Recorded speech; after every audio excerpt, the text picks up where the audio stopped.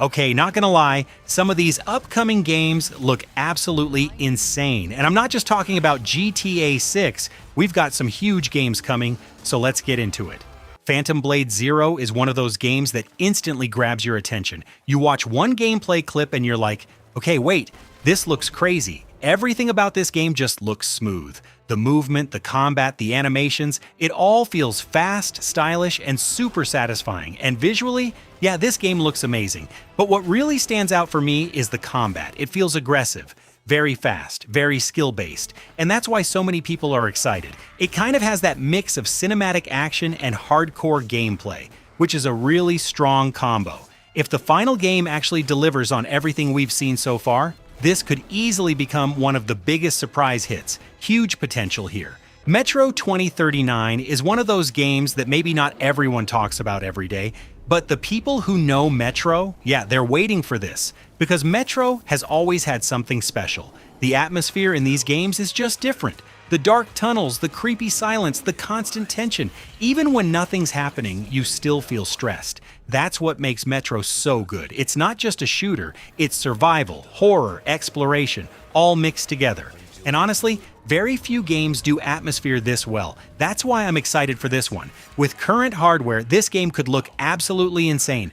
Better visuals, better lighting, more detailed environments. Just imagine exploring those tunnels again, or going up to the surface with that terrifying silence around you. If they keep that classic Metro feeling and improve everything else, this could easily be the best Metro game yet. A new Tomb Raider game is always exciting, because Lara Croft is just one of those legendary gaming characters. Everybody knows Lara, and if Legacy of Atlantis is actually real, yeah, this could be big. What I really want from a new Tomb Raider is pretty simple. Great exploration, cool puzzles, fun traversal, and that classic adventure feeling. That's the main thing. You want to feel like you're actually going on a dangerous adventure. And the Atlantis setting could be amazing for that. Ancient ruins, hidden secrets, massive environments. There's a lot they can do with this. And with modern graphics, this could look incredible too. So yeah, I'm definitely curious. If they get the balance right between exploration, action, and puzzles, this could be a really strong comeback for Tomb Raider.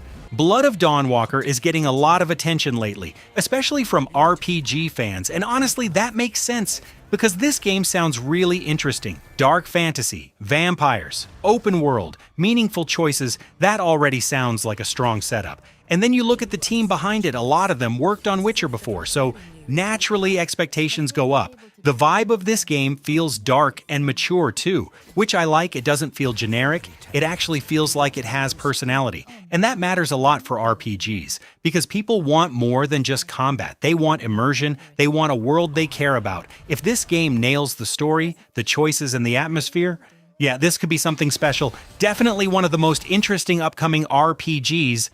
Blood Message is honestly one of the biggest surprises for me. I don't think many people expected this game to look this good. But after that reveal, yeah, people started paying attention fast. Visually, this game looks crazy. Like, really crazy. The environments, the animations, the combat, everything already looks super polished. And I think what makes it stand out is that it doesn't feel generic. It actually has its own identity, which is rare these days. The combat looks brutal, fast, and cinematic. And overall, it has that big AAA action-adventure feel. That's why I'm really curious about this one, because sometimes these surprise games come out of nowhere and end up blowing everyone away. And honestly, Blood Message feels like one of those games, definitely one to keep an eye on. Gears of War E-Day is pure nostalgia for a lot of people, but honestly, this feels bigger than just nostalgia. This feels like Xbox trying to bring Gears back in a big way, and from what we've seen so far, the tone already looks much darker and heavier, which is good because classic Gears had that gritty feeling people loved. Heavy combat, brutal action, dark atmosphere. That's what made it special. And seeing Marcus and Dom again, yeah. Longtime fans definitely felt that. I'm really hoping they keep that classic Gears feeling. The heavy movement, the cover combat, the chainsaw chaos, all of it. Because if they modernize the visuals, but keep that original identity, this could actually be a huge comeback for the franchise. And honestly, Xbox really needs that right now. Okay, Fable is actually one of the games I'm really curious about, because it's been a long time. like a really long time since we got a proper Fable game, and a lot of people probably forgot how fun these games actually were. They had this weird charm to them, like they were funny, kind of weird, sometimes goofy, but that was the whole point. That's what made Fable feel like Fable, and from what we've seen so far, I don't know, it actually looks pretty solid. The world looks nice, colorful, alive, not too serious, which is good because I don't want Fable to feel dark and generic. That would completely kill its identity. And let's be honest, Xbox kinda needs this game right now. They really need a big fantasy title that people actually care about. So yeah, there's definitely pressure. But if they get the world right, make exploration fun, and keep that classic charm, I can actually see this game doing really well. Could be a big one. This one is really interesting, because if God of War Luafey is actually real, this could be a very different kind of God of War game. And honestly, that's exactly why I'm curious. Instead of focusing on Kratos again, this could explore Faye's story. And there's still so much we don't know about her past, her powers, her connection to the giants. There's a lot they can do with that. And if Santa Monica really goes in that direction, I think it could be something special. Because God of War has never just been about action.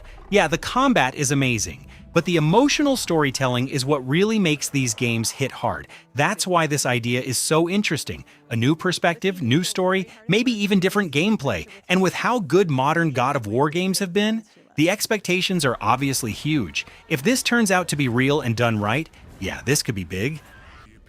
Okay, Onimusha coming back is actually really interesting, especially for older gamers who remember how cool this franchise used to be. This series always had a really unique vibe. Samurai action, dark fantasy, demons, it had style. A lot of style. And honestly, this feels like the perfect time to bring it back, especially now, because action games are bigger than ever, and Capcom has been on an insane run lately. That's a huge reason people are excited. If they modernize the combat and keep that classic Onimusha identity, yeah, this could be really good. Fast sword combat, satisfying parries, dark atmosphere, that sounds great already. I'm genuinely curious to see what Capcom does with this. Could end up being a very underrated hit. Witcher 4 is easily one of the biggest upcoming RPGs right now. Like, this is one of those games people have been waiting for years, because let's be honest, Witcher 3 wasn't just a great RPG, it became one of the greatest games ever for a lot of people. So yeah, expectations for this one are crazy high, and from what we know so far, it looks like Ciri is going to be the main focus this time, which honestly makes things really interesting. I'm actually really curious to see where they go with that. Because Witcher was never just about combat, it was the world, the characters, the choices, those little side quests that somehow felt better than main stories in other games. That's what made it special. Now with modern graphics, better tech, and a bigger budget, this game could be insane. Of course, there's pressure too, especially after Cyberpunk. CD Projekt really needs to deliver here. But if they pull this off, yeah, this could be another masterpiece.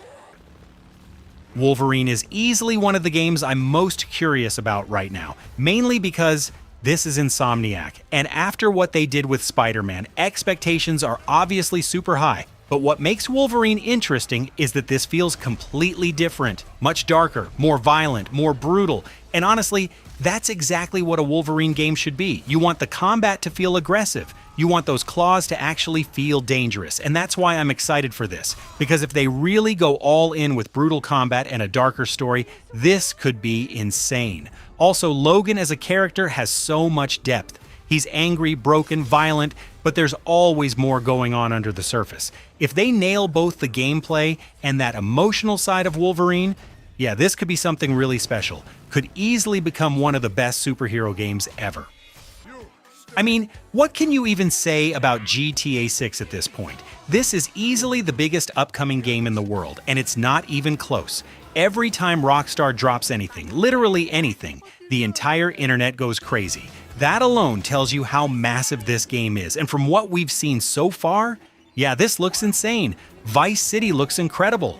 The world looks massive, and the level of detail already feels ridiculous. That's the thing with Rockstar. They don't just make big games. They make games that completely take over the industry, and that's exactly what's going to happen here too. When GTA 6 drops, everything changes. Player numbers, streaming, YouTube, social media, everything. This isn't just a game launch anymore. It's basically a global event.